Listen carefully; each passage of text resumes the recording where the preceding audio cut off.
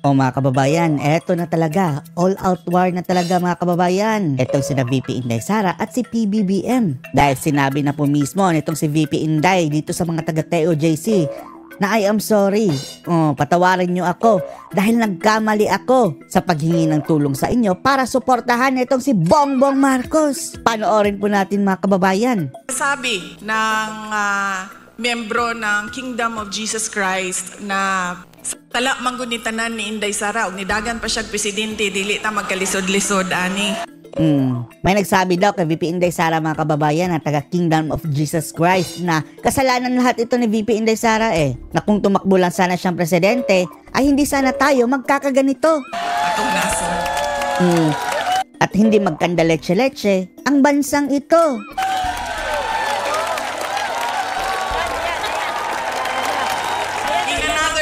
Forum, I will thoroughly explain myself kung bakit ganon ang nangyari at ganon ang desisyon ko. Pero sa ngayon, hinihingi ko lang ang patawad ninyo na nagkamali ako.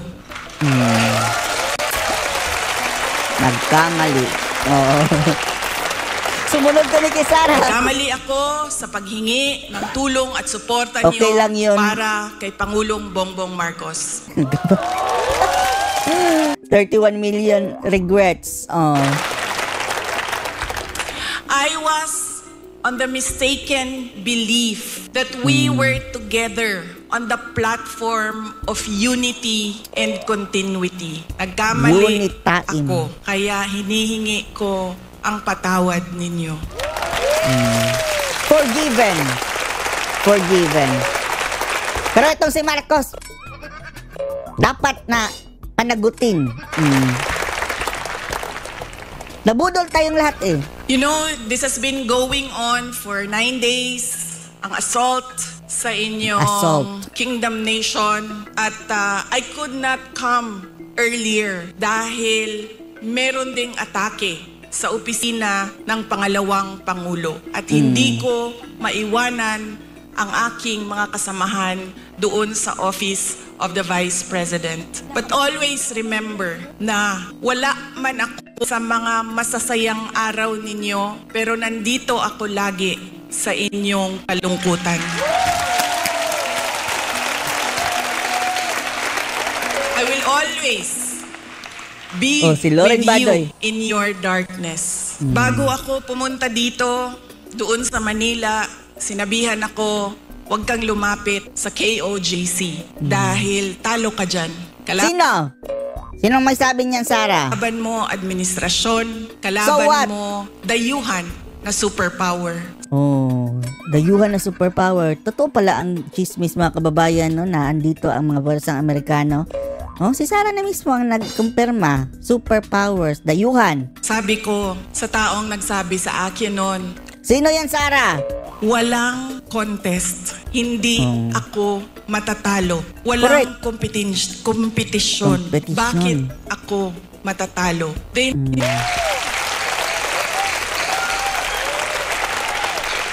They may only be 8 million around the world. Sabihin na natin na 6 million lang doon ang Pilipino, pero Pilipino pa rin sila. Sorry mga kababayan kasi medyo choppy itong video ng SMNI nakat-cut mga kababayan. Baka sinabotahe dahil magsasalita si VP Sara Duterte. Nawala ang audio. Kung ako ay naging Vice President, isa sa lagi na problema natin, di lang dito sa Davao City, but sa iba't ibang lugar ng Pilipinas, ay ang disaster response. So nung ako ay umupo, in-institutionalize namin ang Disaster Operations Center ng Office of the Vice President. Ang aming paghahanda ay disaster response. Pinaghandaan namin ang baha, pinaghandaan namin ang deluge, namin ang earthquake, lahat ng maisip mo na kalamidad, pinaghandaan namin. Pero nasabi ko doon sa mga kasamahan ko sa Office of the Vice President, we have not prepared for a crisis such as the Kingdom of Jesus Christ. Dahil ang crisis na ito mga kababayan ang bangag ang may dahilan.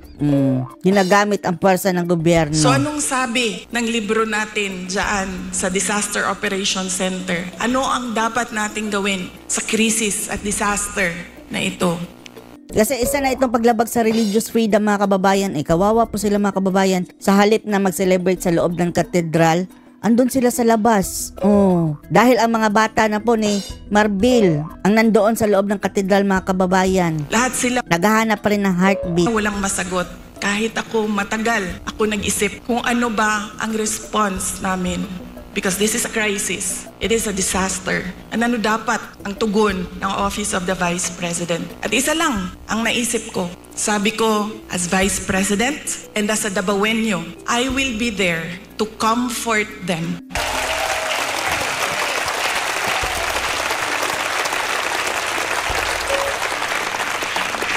I have a moral obligation to assist them if they feel that they are persecuted. Kahit kukunti lang sila, trabaho ko yan bilang pangalawang Pangulo. Paulit-ulit yan noong isang taon. Hanggang ngayon sinasabi ko, magtrabaho muna tayo.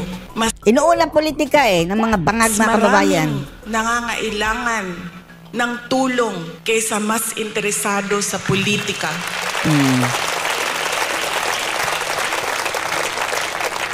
Pansin nyo ba mga kababayan, after may pasabog si Cathy Binag tungkol sa mga polvoronic ng mga ito, bigla naman nila sinugod si Kibuloy dahil para matabunan ang balita. Huwag niyong kalimutan si Cathy Binag ha. After nitong kay Kibuloy, ibalik natin yung issue kay Cathy Binag. Pero this might is not about me and my problems. Hindi ako kawawa. Mas kawawa ang mga kaibigan natin na natutulog sado sa politika. Sayang mga kababayan, putol-putol walang audio. Pero this might is not about me and my problem. Daan ninyo, hindi kayo kawawa. Nasa labas sila mga kababayan, sa labas ng kingdom. Kay ang langit nung amahan naapirmi kaninyo. Ang sabi niya, dahil ang Diyos Ama ay nandyan lagi sa tabi niyo.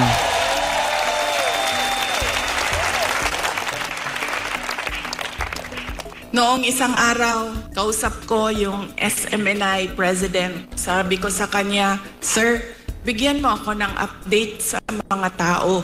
Sabi niya sa akin, 3,000 kapulis, 4,000 kapulis, 5,000 kapulis. Ilang Grabe. ipadala din sa Kingdom Nation. Pinadala, 5,000. Nalisang na ang mga tao. Na-disturb na daw ang mga tao sa KOJC mga kababayan. Nangahadlok na sila. Natatakot na. Mali nga malisang. Mali nga mahadlok. Mali na ma-disturb. Mali na matakot. Kay bao mo nga no, gipadalhan mo og 5,000 kapulis Pag kayong matakot dahil pinadalhan kayo ng 5,000 na pulis, na inyong istoryahon, na inyong ipasabot, na inyong kakausapin at ipapaintindi nyo sa kanila na unsa na ang atong nasod, na kung ano nang nangyari sa ating bansa. asa na ang rule of law. Nasaan na ang rule of law?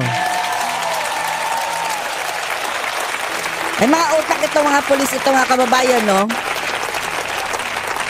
Alam nilang labag na sa rule of law. Warrant of arrest lang mga kababayan. Walang search warrant, diba? Ipadala sila dinhi para hadlokon mo, Pinadala sila dito, sabi ni Sarah ha, para takutin kayo. ipadala mo sa Ginoo para pasabton sila. Pero pinadala kayo ng Diyos para ipaintindi sa kanila. Dito sa mga pulis mga kababayan. Praise the Lord! Hallelujah!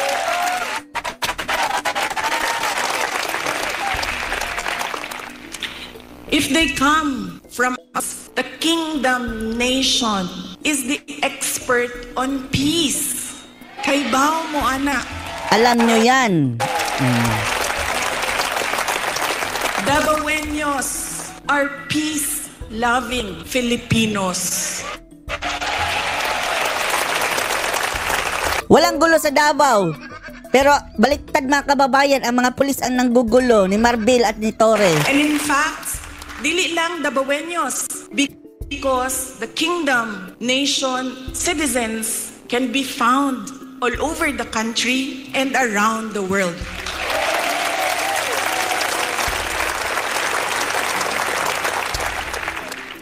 Kung ang gidalanin nila, if they bring you violence, give them peace. Show them peace. Correct. Agree.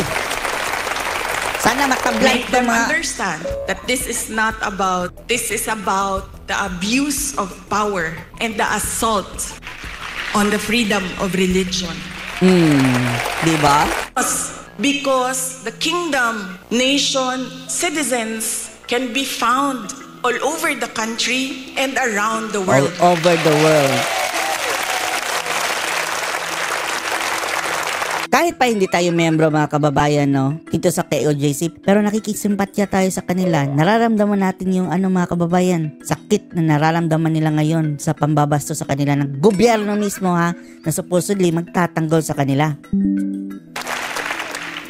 Kung ang gidalanin nila, if they bring you violence, give them peace. Show them peace.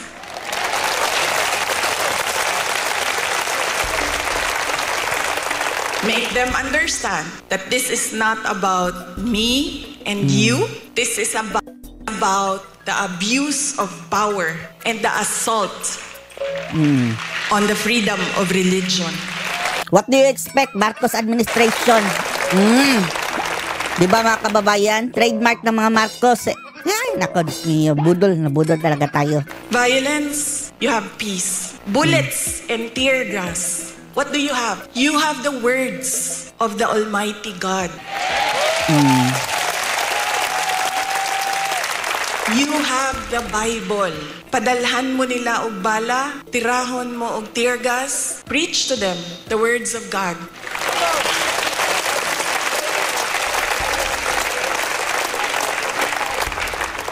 Pangtulo, if they come from the evils of Satan, what do you have? Satanas. You have the goodness of the Lord. Hindi magwawagi ang mga satanas mga kababayan. And always remember, kahit saan ka man pumunta, lahat nagsasabi, good triumphs over evil. Agree. Even though I walk through the valley of the shadow of death, I will fear no evil, for you are with me.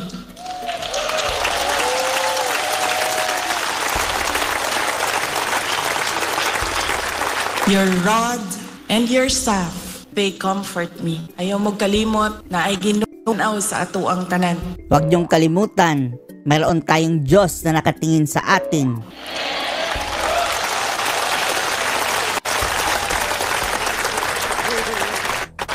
Og ang iyahang gaba, dili magsaba.